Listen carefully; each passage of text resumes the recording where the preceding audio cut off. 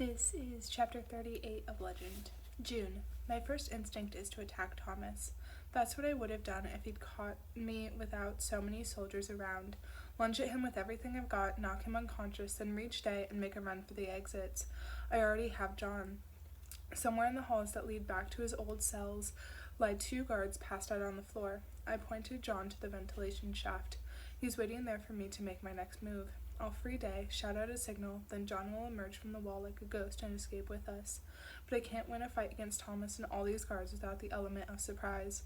So I decide to do what he says. Investigation? I ask him with a frown. He tips his cap politely as if in apology, then takes one of my arms and begins leading me away from Day's soldiers.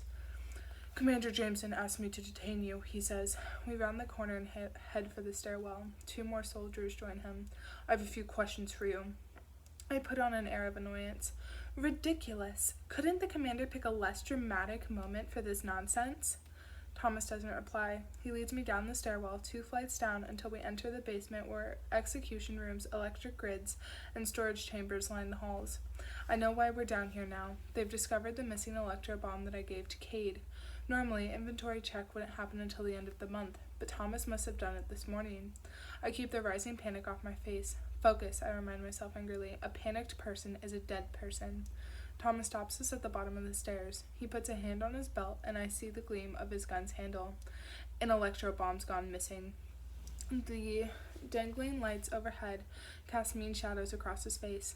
Found it missing in the early morning after I went knocking on your apartment door. You said you were up on the roof last night, right?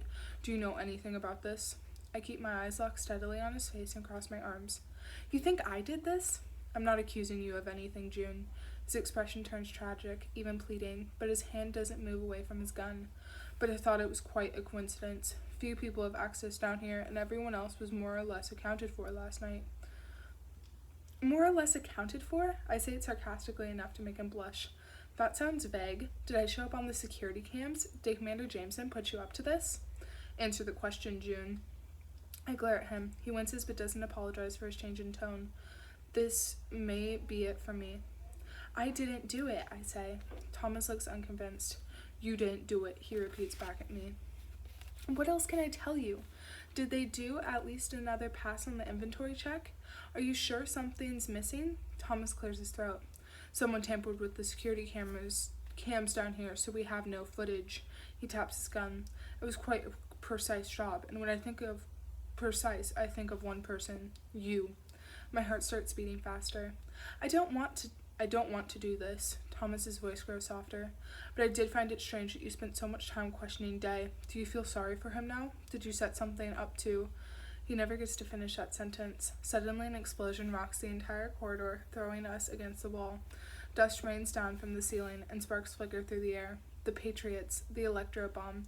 They set it off in the square. They came, after all, right on schedule, right before Day is to enter the firing squad yard, which means all the guns in this building should be disabled for exactly 2 minutes.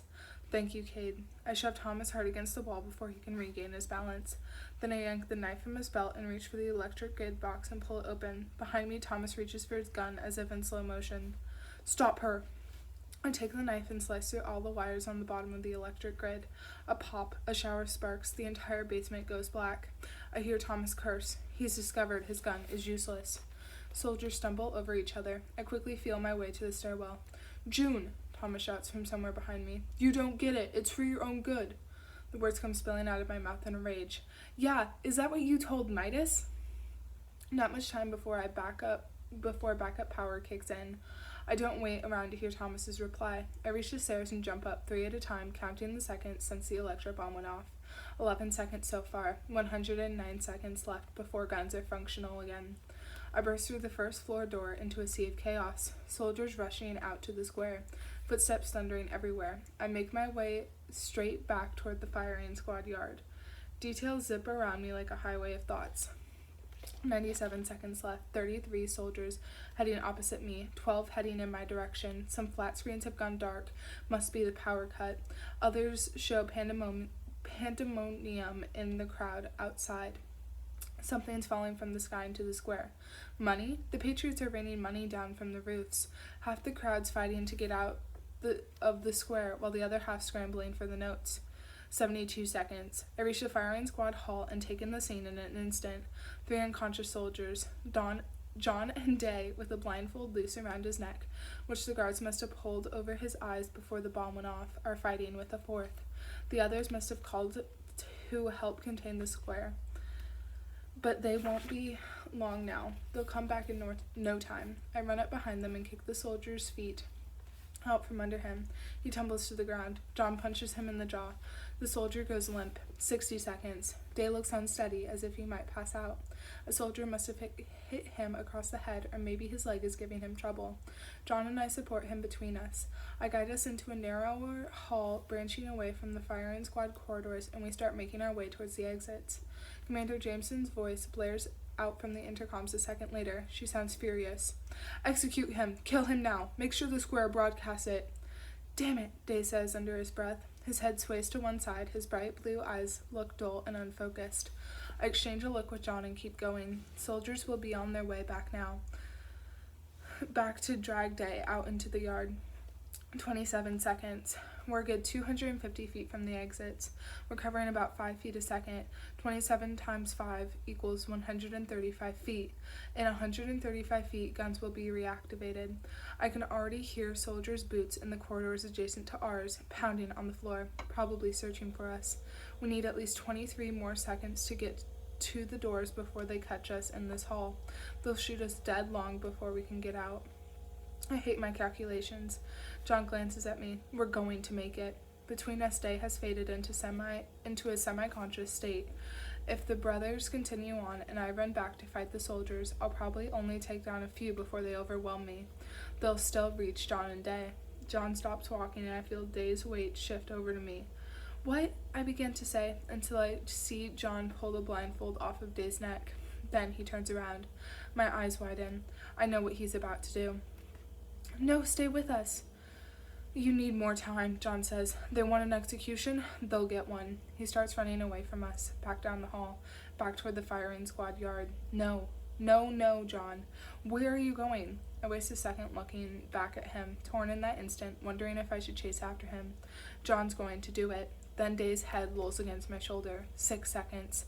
I have no choice. Even as I hear the shouts of soldiers behind us in the hall leading to the firing squad, I force myself to turn around and keep going. 0 seconds. Guns are reactivated. We keep going. More seconds pass. I hear commotion in the hall somewhere behind us. I tell myself not to look back. Then we reach the exits, burst out into the street, and a pair of soldiers is upon us. I have no more strength to fight, but I try. Then someone's wrestling with me, and the soldiers go down, and Cade runs past my line of vision. "They're here," she shouts. "Move out." They were looking near the back exits, just like we agreed. The Patriots came for us. I want to tell them to wait for John, but I know it's no use. They grab us and lead us toward their motorcycles. I take the gun out from my belt and fling it to the ground. I can't have its tracker follow me now. Day goes on one motorcycle, I go on another. Wait for John, I want to say. But then we're off. Balta Hall moves away from us.